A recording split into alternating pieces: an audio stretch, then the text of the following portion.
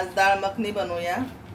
ते काळे उडीद येतं ते मी रात्री भिजत टाकले होते आणि हे त्यात थोडासा राजमा टाकलाय। आता आपण ह्याला कुकरला 3-4 शिट्ट्या देऊन घेऊया। कडेकडनं दाखवा। हे बघा आता आपली ना डाळ शिजलेली आहे। आता आपण त्याचा तडका बनवूया।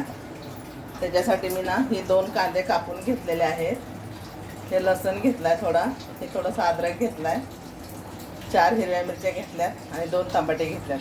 तर आपण अद्रक मिरची आणि टमाटी हे सगळं मिक्सरला पिसून घेऊया। तोपर्यंत आपण कांदा लाल करायला टाकूया। तेल ठेवले आपण कढईमध्ये, आपण कांदा त्यात घालून घेऊया।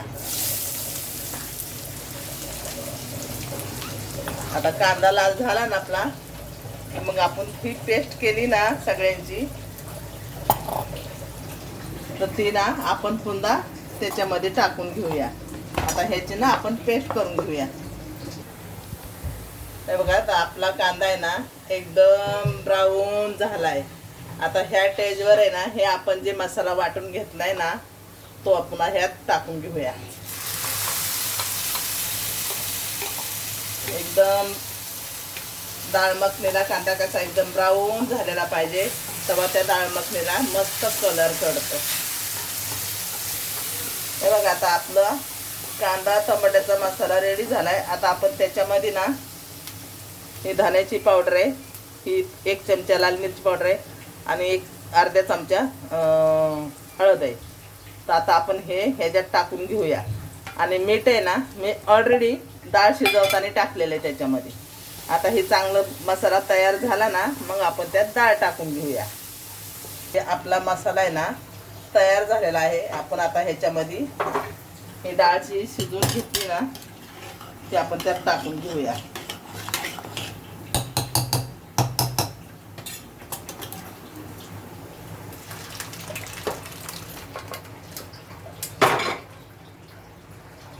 बघा छान दिसते डाळ, एकदम मस्त डाळ मखनी। आता ह्याला ना 10 मिनिटं चांगलं उकळून देऊया स्लो गॅसवर। आपला गॅस फास्ट नाही, गॅस आपला स्लो आहे। मध्ये ना आपण कस्तुरी मेथी टाकणार आहोत।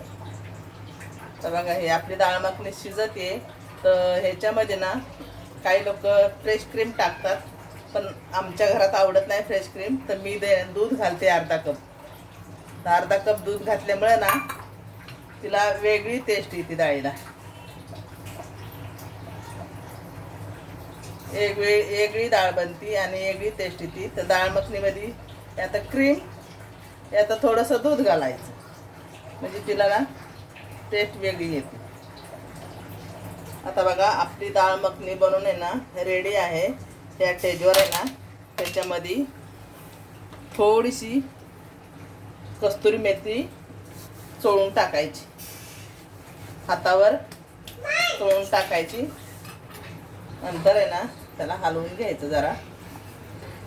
मग हलवून घेतल्यानंतर 2 मिनटं जरा ठेवायचं आणि नंतर त्याच्यावर कोथिंबीर घालायची, म्हणजे आपली डाळ मखनी हे बघा किती छान दिसते, एकदम मस्त रेडी झाली आहे बघा। हे बघा किती छान दिसते। आता त्याच्यावर आहे ना आपण कोथिंबीर घालून घेऊया।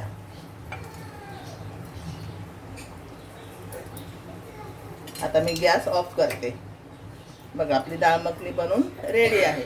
आता हे चपाती संग खाऊ शकता तुम्ही, भाता संगती खाऊ शकता, रोट्या संगती खाऊ शकता, कशा संगती पण खाऊ शकता। आम्ही चपाती बरं खाणार आहे।